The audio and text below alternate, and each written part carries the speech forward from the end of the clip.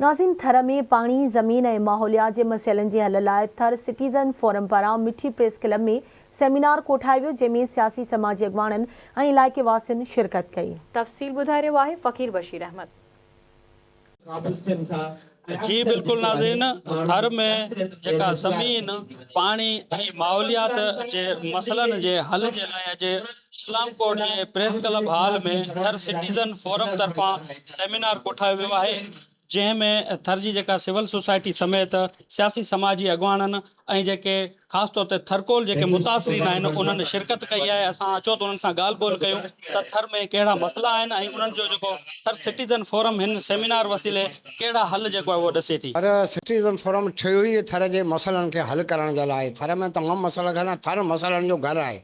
थर में एजुकेशन आहे, थर में सिहत आहे, ऐं थर में ॿियो जेके आहिनि, मिसाल कोयलो आहे, कारूंजर आहे, ऐं लूण जूं खाणियूं आहिनि, चाइना कली आहे।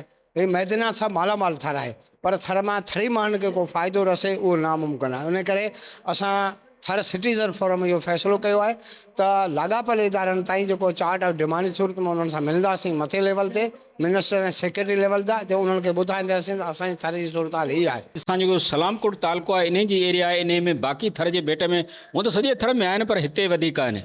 ज़मीन ख़तमु थींदी बि हिते वञे।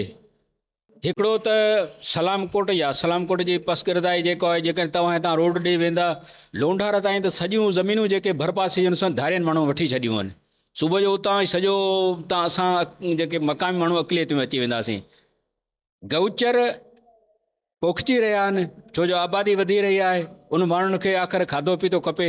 इन करे जेके बि ॻोठनि में ज़मीन उन माण्हू पोखे रहिया आहिनि, माण्हुनि जी मजबूरी आहे। छो जो मुतबादिल ॿियो हिते कोई हेॾो ई कंपनियूं आयूं आहिनि, कोई मुतबादिल रोज़गार जो ज़रियो कोन्हे, इन करे माण्हुनि खे मजबूरन ज़मीन पोखणियूं पवनि थियूं।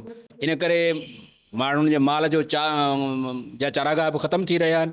हिन वक़्तु थरकोल ब्लॉक 1 में जेको थरकोल कंपनी जे तरफ़ां जेका आलूदगी जेको माहौल हले पियो, उन मुताबिक़ आउं ॻाल्हाईंदुसि त उते जेका कोल जी जेका डस्ट आहे, उन डस्ट में असांजे ॻोठनि जा जेको वण आहिनि उहे वण तबाह थी चुका आहिनि, ऐं ॻोठनि में उन डस्ट जे करे माण्हू बीमार थी चुका आहिनि। तक़रीबन माण्हू जेके अस्पतालनि ताईं पहुचनि था, उते का बि कंपनी जे तरफ़ां बि का बि अहिड़ी सहूलियत न आहे।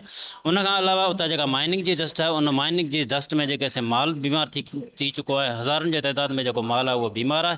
ऐं उते जेको माल फासे थो, जेको उन्हनि पाणी छॾियो आहे, इलीगल पाणी जेको ॻोठ जे भर में छॾियो अथनि, उन में माल तक़रीबन फासी मरी चुको आहे। ॿियो जेको माल फासे थो उहो टंग मां या किथां टुटी थो वञे, उहो माल बि असांजो ज़ाया थिए थो। हीअ जेको आर ओ प्लांट जो क़ब्रिस्तान थर खे ठाहियो वियो आहे, इन खे ठीकु ठाक करे हलाइण लाइ बि ज़रूरत आहे। थर जा मदनियात जा मसइला आहिनि, थर में गौचर ज़मीनूं जेको हाणे थोड़ियूं थींदियूं पियूं वञनि, थर जा तमामु वॾा मसइला आहिनि। कम जी ज़रूरत आहे। नियतनि हुकुमरान जेकॾहिं कमु कराइण ते अचनि त सभु कुझु सही थी सघे थो। असांजी हुकूमत ईंदी त इंशाअल्लाह असां थर खे जेको कंदासीं तव्हांजे साम्हूं हूंदो।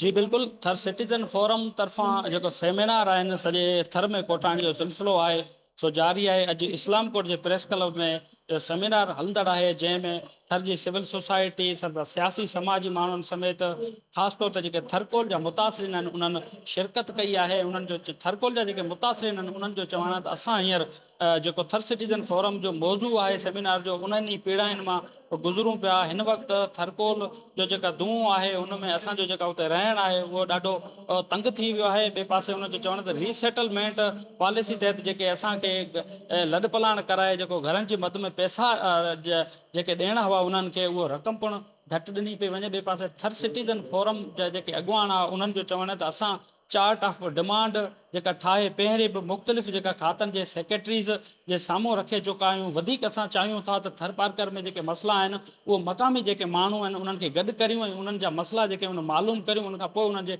हल करण जे लाइ जेके लाॻापियल खाता आहिनि उन्हनि सां असां तावन करियूं।